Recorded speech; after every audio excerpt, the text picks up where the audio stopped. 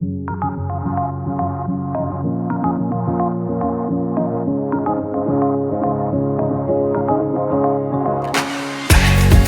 is RadiEight, the podcast that celebrates life and shines a light on life-restoring stories of organ, tissue, and eye donors, recipients, and information you need to know about donation.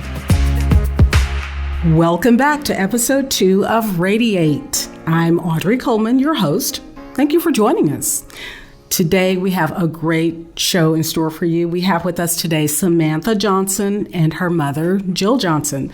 Samantha received a heart transplant soon after she was born, so we can't wait to get right into this and hear this story. Samantha and Jill, we really appreciate you taking this time to sit down and talk with us. We're happy to be here. Thank you for having us. Yeah, thanks for having us. Jill, my first question is for you. Could you share the situation that led to Samantha receiving a heart? Just let our audience know exactly what happened that led up to finding out that that was going to be necessary. Samantha was born with a congenital heart infection called hypoplastic left heart syndrome, which really is a long word that just means the left side of her heart that involves the lungs did not develop properly. And after she was born, it became apparent. We did not know before she was born that she had a heart defect. She was born in Fayetteville and was shortly after birth was live flighted to Arkansas Children's in Little Rock, where they diagnosed her. And when she was 3 days old, she had a bypass surgery called the Norwood procedure, which really was sort of in those years was sort of a bridge to transplant. It's a 3-stage repair. The techniques have improved since then, and some children do very well with it. Samantha did not. We were not able to get her off the respirator after that surgery. And so we put her on the transplant list. And when she was 6 weeks old, we got the news that there was a heart available.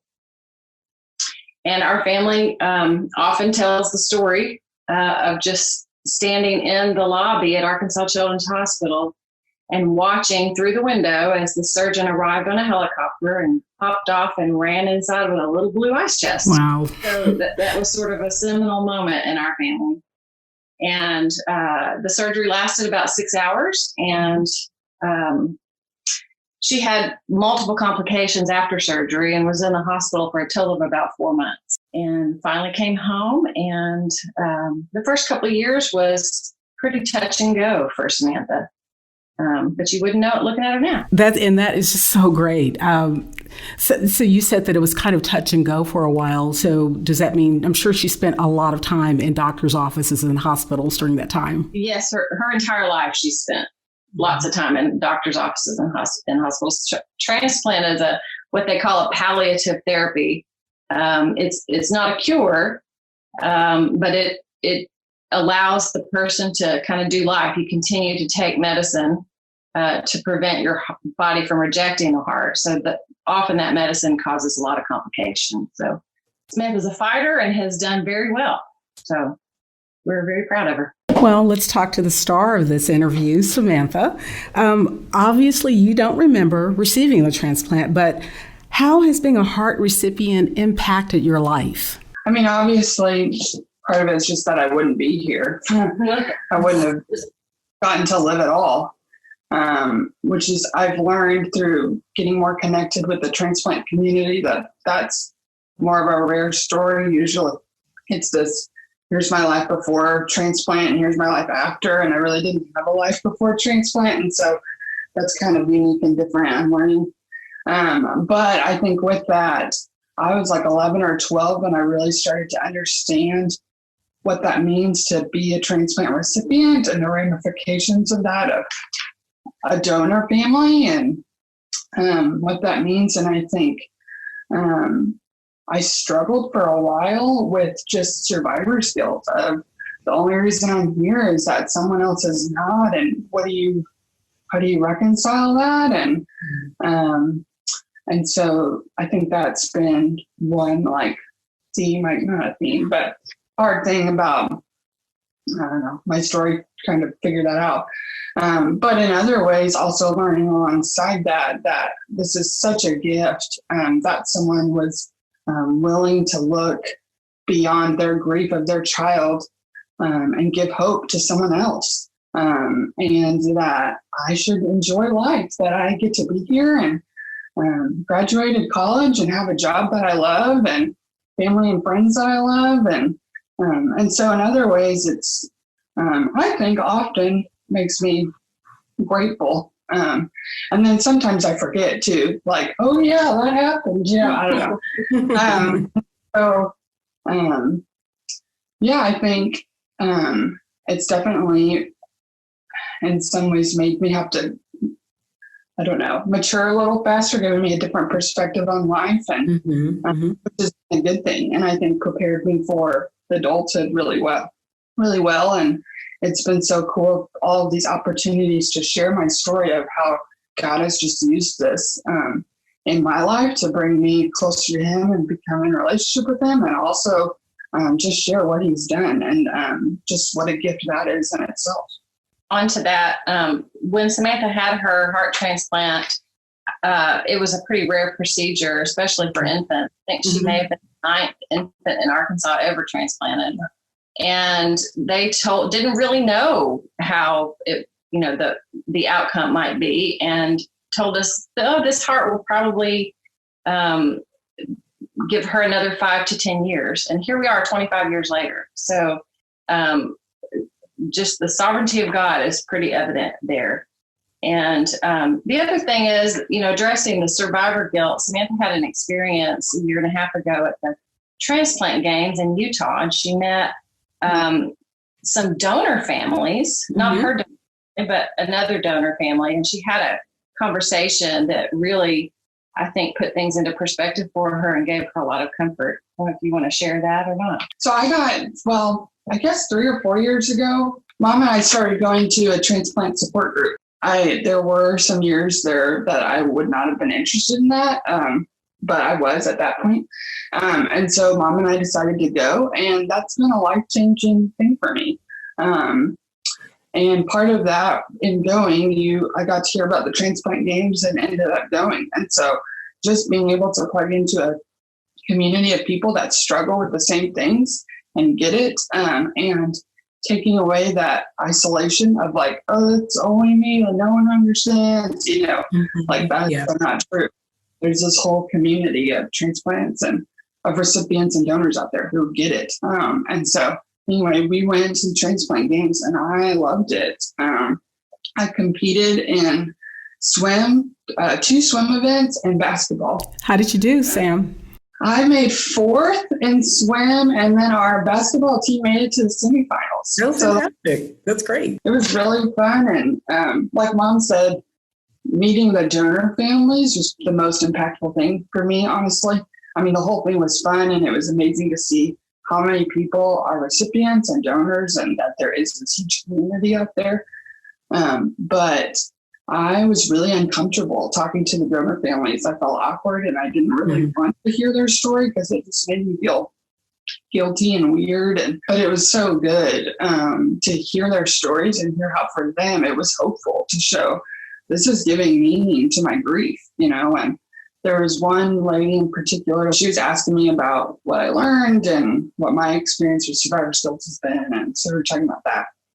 And she looks at me and she said, my husband did not die for you. He died, and we got to give life to someone else. Like, he would have died anyway. These are separate events that are now connected. And that was a game changer for me, because I have had people say to me in the past, how does it feel that someone had to die for you to live? And of course, that just sticks with you.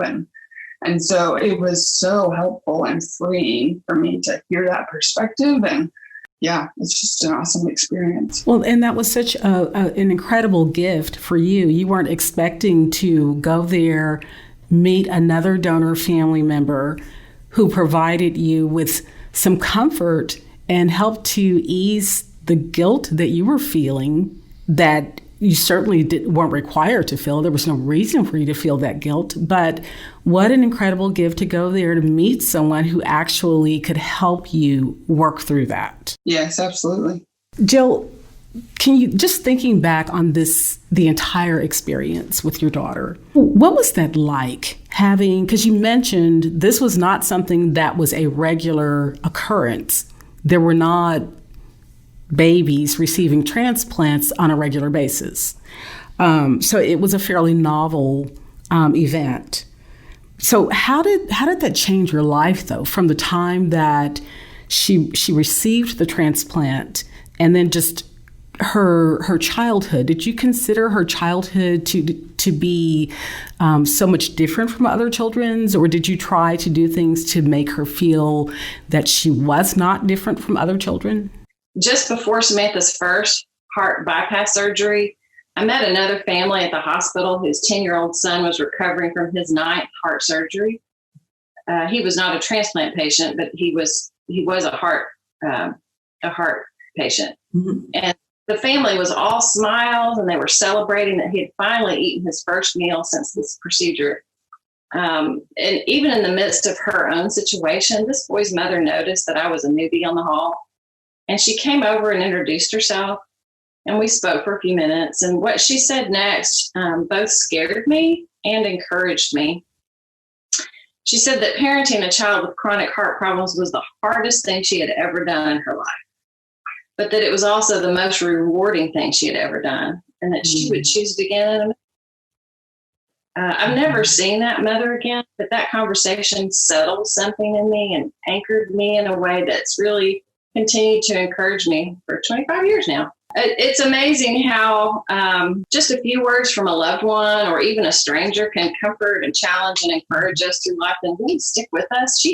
She probably doesn't even remember me, but that was an impactful moment for me. Mm-hmm. My shortly after we were able to bring Samantha home from the hospital, my grandmother came to see her and to visit us, and she asked how I was doing. I don't really remember how I replied, but I do remember clearly what she said. She said, "This little girl will be the joy of your life." And she was so right. Samantha's just truly a joy, and I'm so thankful to have been given the privilege of being her mom. And I'm deeply grateful to the family who was able to look beyond their own grief, in Samantha's words, and give my child a chance at life through organ donation. Another conversation that sticks out in my mind is how do you parent a child who is immunosuppressed and who's fragile in her early years. When she was 2, we were finally sure her immune system was strong enough that we could take her to church. And for the first time, I put her in a Sunday school class with some other children. And when I stood in line to pick her up after church, the parents in front of us in line said,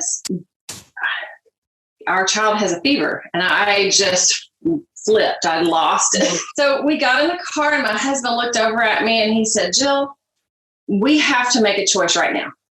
We can keep her in a plastic bubble, or we can just let her live her life and do the best we can, and then let God handle the rest of it." And that moment, we decided to just let her be. And she's been she's our daredevil, and she loves roller coasters, and she likes rock climbing and wakeboarding. And we just tried to encourage her just to live, just do it, enjoy it. Sam, what do you think about that's what your parents were thinking about at that time? Not just how to protect you, but how to make sure that you had the kind of life that you would enjoy living. How does that make you feel? Yeah, I don't know. I think it's pretty amazing. I don't know if that's other people's experiences or not, but I do think that's not the natural reaction probably to having a child with significant health problems. And so I'm just grateful that is their response, and has continued to be, as I've said, "Hey, I want to wakeboard," or "We're going on this trip," or whatever. Or I want to be a missionary in East Asia. Yeah. Okay. You are adventurous. You asked what I've learned over the years, and I've really just come to understand that as a parent, my children do not belong to me. They are a sacred trust that God has given me, the task of loving and protecting and providing and equipping, but also allowing them to grow up and come into their own and take on the tasks that God's prepared for them to do. Well, Jill and Sam, it has been an incredible pleasure to speak with both of you today. But before we go, I'd like for each of you, if you would, just to let us know in your own words why you think registering to become an organ, tissue, and eye donor is so important. Yeah, I think in the past, when I first started, I've done a couple things with Aurora over the last several years. And I think at first it was really uncomfortable for me, just because I have such a biased opinion about it. And so I used to think, well, I shouldn't be a part of this conversation because I'm so biased,